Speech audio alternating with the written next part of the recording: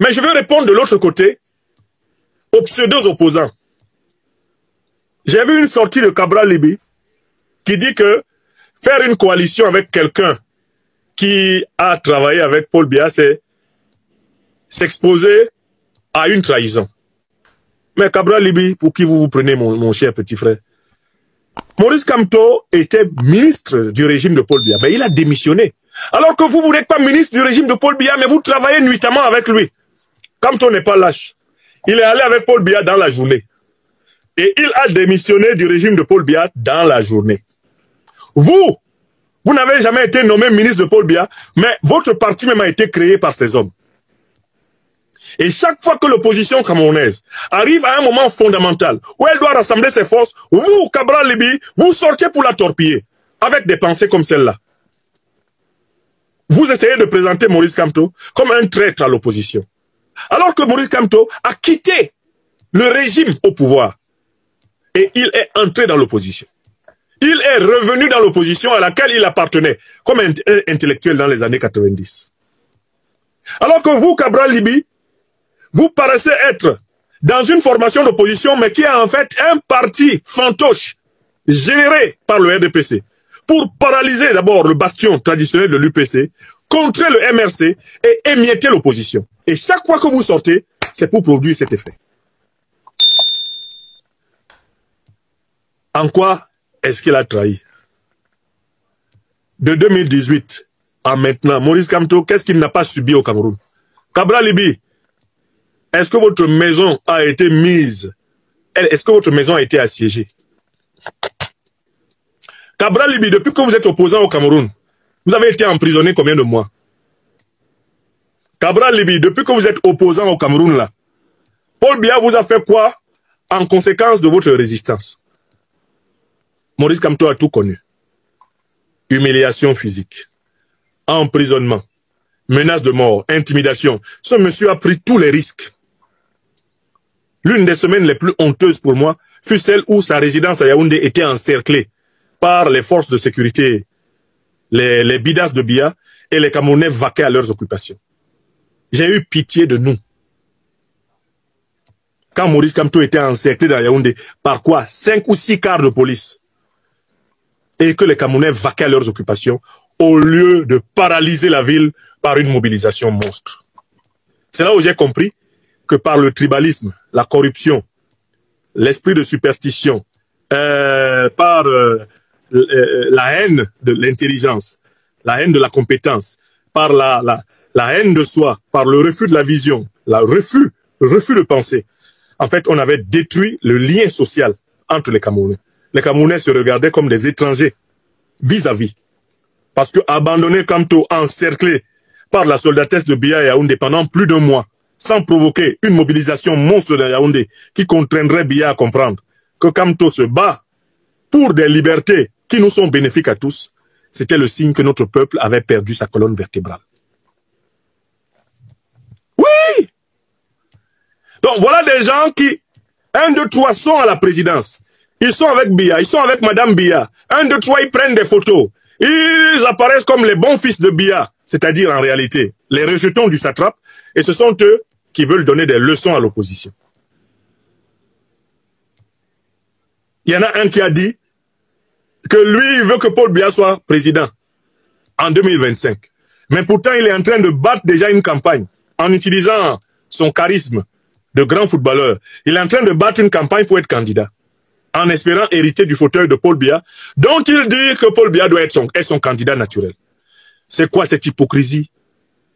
Vous n'avez même pas le courage de vos ambitions. Si je veux être candidat à l'élection présidentielle camerounaise, je vais venir ici le dire. Je ne vais pas chercher des alibis. Mais ils sont là. Non, il ne faut pas faire une coalition avec quelqu'un qui a déjà trahi avec le régime. Non, il a été nommé par Paul Biya, il a été le ministre de Paul Biya, et quand il a estimé que ce n'était pas tenable, il a démissionné.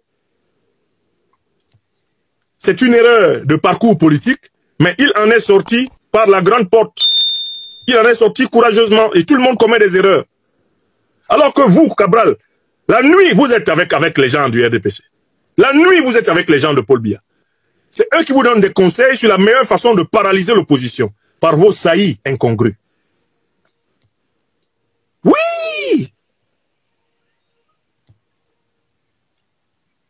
Oui, donc, c'est vrai que Maurice Kamto était pratiquement pendant 7 ans ministre de Biya et il est co-responsable du bilan de Paul Biya pendant ces 7 ans. Mais c'est vrai qu'il en a démissionné. Je n'ai aucune raison aujourd'hui de le considérer comme un traître dans l'opposition. Parce que depuis qu'il est à la tête du MRC, il essaye de mener par la voie réformiste un combat pour rendre au peuple camerounais sa souveraineté. Mais vous, Cabral, vous êtes chargé de paralyser l'opposition. La poussière de partis d'opposition que le RDPC a créé là, ils sont faits pour paralyser le peuple camerounais et entériner indirectement les mascarades successives. Donc autant je peux critiquer l'illusion d'obtenir un changement au Cameroun à travers une victoire électorale dans les conditions de l'ECAM Biya, autant je rejette entièrement le discours séditieux des véritables traîtres de l'opposition camerounaise qui ne sont très forts que pour tirer sur le président Kamto. Alors que l'adversaire de ce peuple, c'est le régime RDPC, UNC, qui depuis la colonisation française ne nous a pas laissé respirer dans ce pays. Donc voilà ce que je veux dire. Est-ce que cette opposition incarnée par les Cabral, elle envisage un autre moyen que les pseudo-élections pour le pouvoir?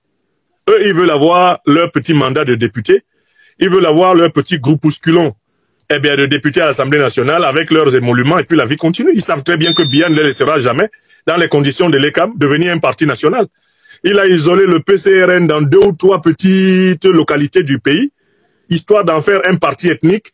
Il fait tout pour empêcher que le SDF sorte de l'ouest, du littoral et du nord-ouest, pour en faire un parti ethnique. Il fait tout pour enfermer de la même façon le MRC. Il faut absolument identifier le MRC à l'ouest pour que le MRC ne soit pas un parti national. C'est ce qu'ils avaient fait. Emporter grandeur nature sur le grand parti d'indépendance camerounaise, l'UPC. Ils l'ont émietté pour en faire un parti de Bassa, un parti de Bami, un parti de ceci. Le tout pourquoi? Pour imposer à la tête du pays une oligarchie d'ennemis de la nation camerounaise. Voilà la vérité. Donc autant c'est vrai que les élections de l'ECAM ne vont pas apporter une alternance au Cameroun, tout le monde le sait. Mes frères et sœurs du MRC le savent. Autant c'est vrai que ce n'est pas les pseudo-opposants, spécialistes des tirs croisés contre leurs camarades, comme Cabral Libi, qui vont apporter un changement au Cameroun. D'accord?